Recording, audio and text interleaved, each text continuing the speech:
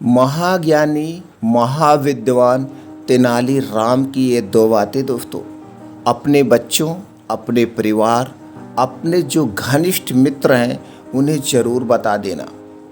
उनके जीवन में कभी कोई दुख दरिद्रता आएगी नहीं और कभी किसी से अपमानित नहीं होना होगा, क्योंकि ये ज्ञान ऐसा है। तो दोस्तों, जिसके पास ज्ञान बुद्धि, वही है दुनिया का सबसे बड़ा इंसान। महाविद्वान तेनालीराम की वो दो बातें कौन सी हैं, चलिए दोस्तों उसको जानते हैं एक कहानी के माध्यम से। दोस्तों, आप सबका हमारे इस कहानी के चैनल पर बहुत बहुत स्वागत व अभिनंदन है। दोस्तों, कहानी चैनल को सब्सक्राइब करें, बेल आइकॉन का बटन ऑन कर दें, जिससे हर एक वीडियो की नोटिफिकेशन आप तक पहुंचती रहे।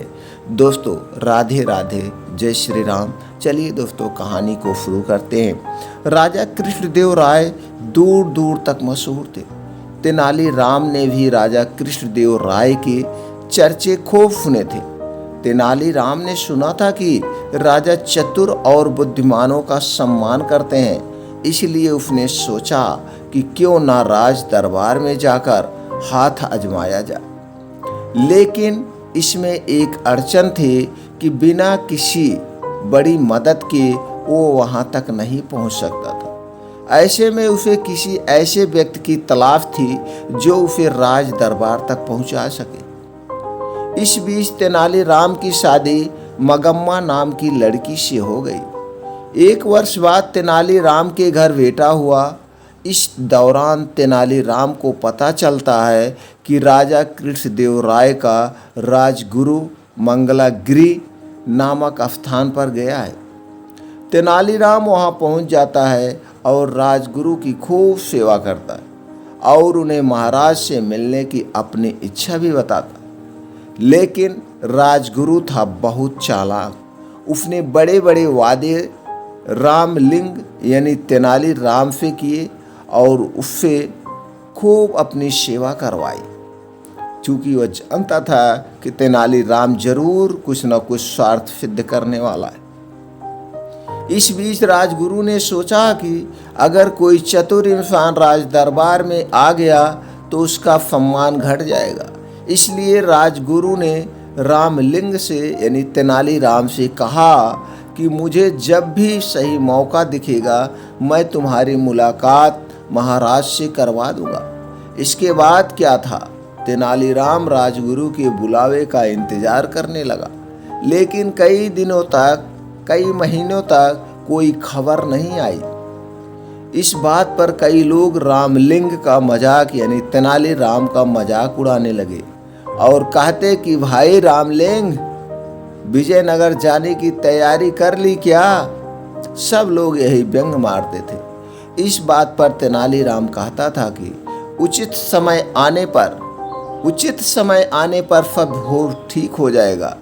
लेकिन धीरे धीरे रामलिंग का राजगुरु पर विश्वास उठ गया और उसने खुद ही विजयनगर जाने का फैसला किया।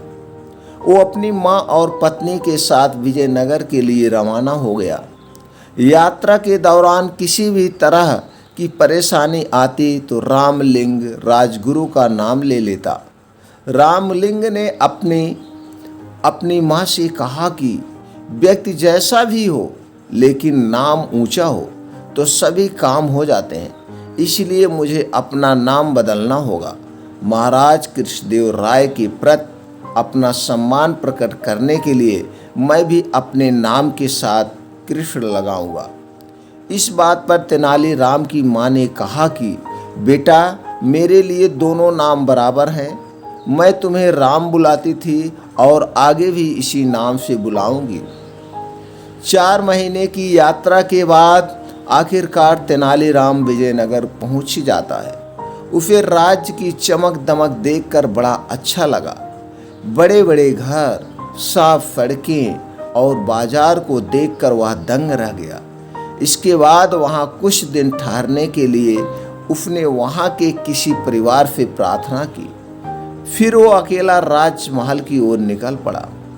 वहाँ पहुंचकर उसने एक सेवक के हाथों राजगुरु तक संदेश भिजवाया कि तेनालीराम गांव में राम आया है तेनाली गांव में राम आया है, लेकिन सेवक ने वापस आकर बताया कि राजगुरु इस नाम के किसी भी व्यक्ति को नहीं जानते हैं। यह बात सुनकर रामलिंग को गुस्सा आया और वह सीधा राजगुरु से मिलने अंदर चला गया। अंदर पहुंचकर उसने राजगुरु से कहा कि मैं रामलिंग मंगलगिरी में आपकी सेवा की थी, लेकिन राजगुरु ने जानबूझकर उसे पहचानने से इनकार कर दिया। राजगुरु ने रामलिंग को धमकी देकर वहां से निकलवा दिया। यह देख वहाँ मौजूद सभी लोग तेनालीराम पर हंसने लगे। तेनालीराम का इससे बड़ा अपमान आज तक नहीं हुआ था। उसने मन ही मन इस अपमान का बदला लेने की ठान ली, लेकिन इसके लिए राजा का दिल जीतना बहुत जरूरी था। अगले दिन रामलिंग दरबार में पहुंच गया। यहाँ गंभीर विषयों पर चर्चा जारी थी। संसार क्या है, जीवन क्या है, जैसे सवाल किए जा रहे थे। वहाँ मौजूद एक पंडित ने अपने जवाब में कहा कि संसार कुछ नहीं है, बल्कि एक छलावा है। हम जो भी देखते हैं या खाते हैं वह एक मात्र विचार है। सच में ऐसा कुछ होता नहीं है, लेकिन हमें लगता है कि ऐसा होता है। इस पर तेनालीराम ने पूछा कि क्या सच में ऐसा होता है? उस पंडित ने कहा, यह बात शास्त्रों में लिखी हुई है और शास्त्र गलत नहीं होते। लेकिन तेनालीराम को अपने बुद्धि पर पूरा विश्वास था, इसलिए उसने वहां मौजूद सभी लोगों से कहा कि क्यों ना पंडित जी के विचारों की जांच की जाए। महाराज की तरफ से आज दावत का आयोजन है। हम सब खूब खाएंगे, खूब मौज मस्ती करेंगे, लेकिन पंडित जी कुछ नहीं खाएंगे। पंडित जी बिना कुछ खाए भावना करेंगे कि वो खा रहे हैं। तेनालीराम की इस बात पर वहां मौजूद सभी लोग हंसने लगे। पंडित जी शर्म से पानी पानी हो गए।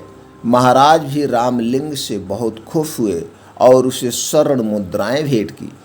इसके बाद राजा कृष्णदेव राय ने तेनालीराम को राज विदूषक का पद दे दिया। वहाँ मौजूद सभी लोगों ने महाराज के फैसले का स्वागत किया। फैसले की प्रशंसा करने वालों में राजगुरु भी था।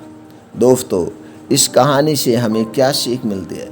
इस कहानी से हमें यह सीख मिलती है कि किसी का भी अपमान हमें अपनी पूरी जिंदगी में नहीं करना चाहिए और ही न किसी से झूठा वादा करना चाहिए। दोनों चीज़ें गलत हैं।